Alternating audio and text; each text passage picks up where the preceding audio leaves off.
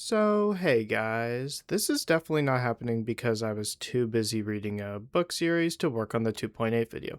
I'll still do one, but I'll talk about both 3.0 and 2.8 story at the same time. In the meantime, you can get my quick initial thoughts. Yeah! Quick initial thoughts on Season three's opening act. For starters, what did I think? Well, I thought it was pretty good. It's honestly a solid start for Season 3, satisfying most of my expectations. Valina and Norma were pretty cool. Norma was the clear highlight of this story, and Valina was nice and consistent. I like that they didn't feel forced with their interactions and were more natural with the proxy. Cecilia and Billy were pretty cool, especially Billy. Cecilia was fine this time around, but I do think they will be more crucial in the later story, especially when it comes to Severian finally being released. Pyroius and the story with Phaethon was really good, and I'm excited to see how they handle their story going forward. Pyroius does feel like their own person, and I'm glad we got to focus on them, even though they didn't really do as much after the big moment. Can't really say what that is, though.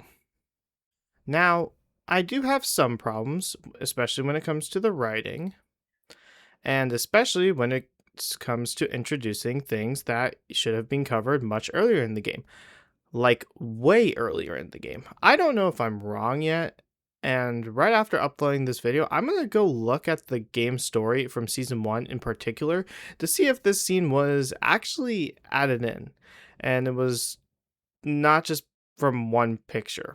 Please tell me I'm wrong.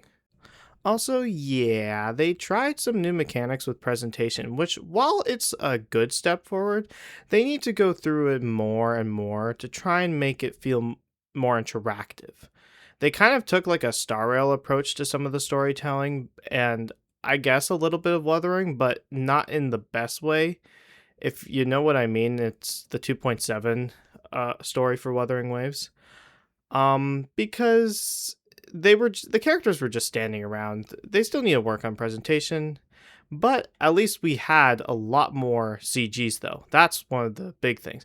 And the amount of cutscenes in this quest, which was about a 4-hour quest, and like I believe it's like 10 cutscenes in total, maybe more. I don't remember. Also, this might have been the funniest start to any season.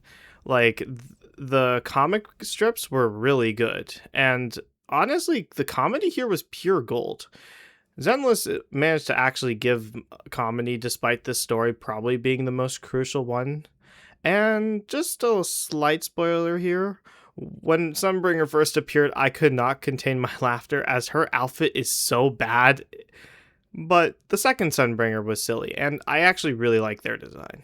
And yeah, honestly, lots of the NPCs were very well designed as well. Like I said, this video was quick, so I'm going to be giving this story an 8 out of 10. It's probably closer to a 7.5 and arguably should be lower, but this quest was just a lot of fun to play through, like genuinely, back to back. That's amazing.